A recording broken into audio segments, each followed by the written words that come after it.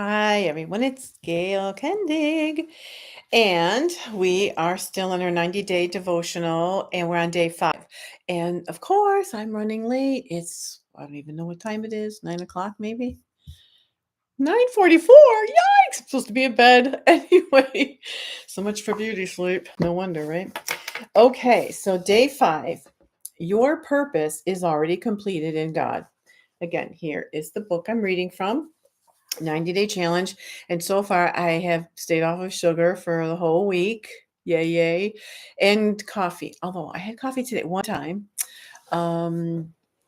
Somebody forced me to. No, it just happened.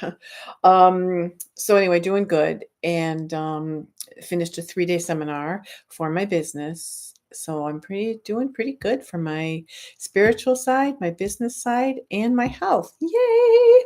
Okay, so again, day 5, your purpose is already completed in God. I make known the end from the beginning, from ancient times, what is still to come. Isaiah 46:10. When do you start building a house? Is it when you dig the foundation? Essentially, you begin building whenever the idea for the house is conceived. The finished house is still in the unseen. When other people pass by the property, they don't see it.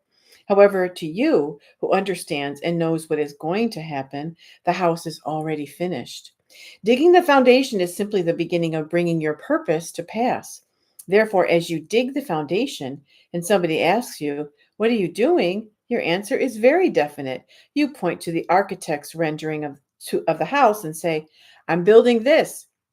Essentially, God has done the same thing with us. He completed us and our purposes before He created us. We must fully realize that not only have our purposes been given to us to manifest in the world, but they have already been finished in eternity.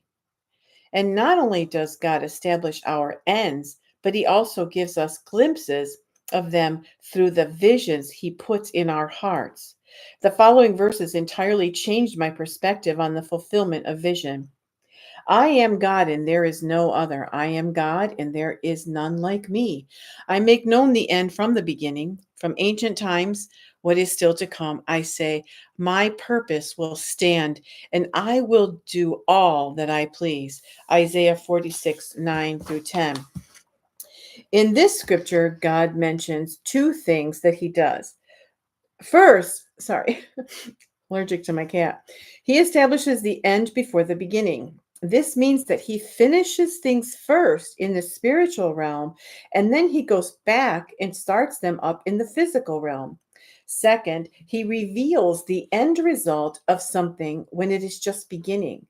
God first institutes a purpose, and then He creates someone or something to fulfill that purpose. Too often, we fail to recognize that when God starts something, He has already completed it in eternity. Yet no one can fathom what God has done from beginning to end. Ecclesiastes 3:11. Actually, Myles Munroe used to say Ecclesiastes. I guess that's why I got a little fumbled there.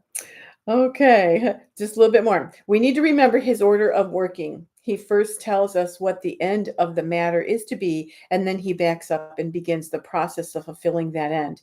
Just as a builder first develops an idea and a blueprint and then starts building. I like this definition. Vision is foresight with insight based on hindsight. We have insight into God's purposes for us based on what we know God has already accomplished in eternity.